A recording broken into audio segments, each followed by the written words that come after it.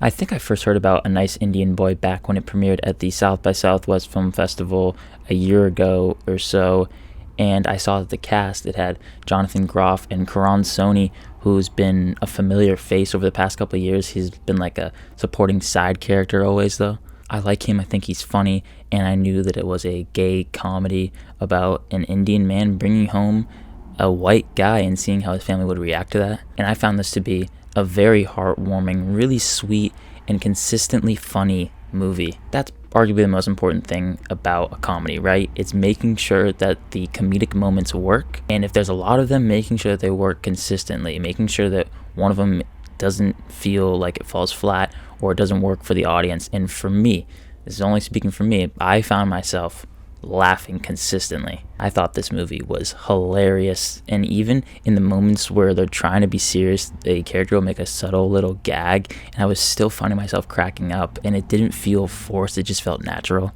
There are truly laugh out loud moments, and there's a handful of them sprinkled throughout the movie. You need actors to take the material and deliver it well and make sure that it lands effectively, and I think the cast here across the board is just fantastic. It was really nice to see Karan Soni in a leading role, and I think he proved himself to be a strong leading man. Good chemistry with Jonathan Groff, who was really nice as well. He delivered in his role. He even got to bring some of his musical theater background chops into the movie, which was a nice addition. What really surprised me here was the supporting cast, though. Sunita Mani, who plays Karan Soni's character's sister, she has, her character specifically, goes through some changes in the movie, and while I thought that they could have explored it more and I would have liked to see more, I thought that she was a very strong addition, and the parallel between the brotherly sister kind of conflict between them, who's trying to be better than the other one. Zarna Garg as Soni's mom and Harish Patel as his dad. There's one scene where Patel's character is talking about the movie Milk to Karan Soni,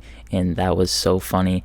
And Patel, I just wanted to give this guy a hug. There's a moment where he's talking to his son, and throughout the movie you kind of get to realize that they don't have the best connection with one another. This is a father-son relationship that has had some rough patches, and I think in the latter half of the movie, this performance specifically really shines, and without spoiling anything, it tugs on the heartstrings. But also Peter S. Kim, who plays Karan Soni's co-worker, he was hilarious. What a great addition to just rounding out this cast. They had their each individual moments that made me laugh. I briefly mentioned how I thought that the sister could have had more in terms of her development, and I understand why the movie wanted to just stay focused, and I think if they have gone down that path, the movie would have gotten a bit messy. I totally understand. There's enough material here, though, that I think it lends itself nicely to a miniseries. It covers arranged marriage, not being accepted in your family, not feeling confident with your sexuality. There's a lot of stuff there, and each of them gets some spotlight, but not enough. Individually important in their own right, and they're important themes to tackle, and that's what made me think that this could have been like a nice 4-part miniseries. But I mean, still, it's a solid movie still. It's not like a movie that needed to have been a miniseries. No, it doesn't need to be that. The movie moves extremely fast, and at first I kind of found that to be a flaw, but then I realized when you look at it through a different lens, through the lens of these characters are moving their relationship along very quickly, and so you're feeling it in real time.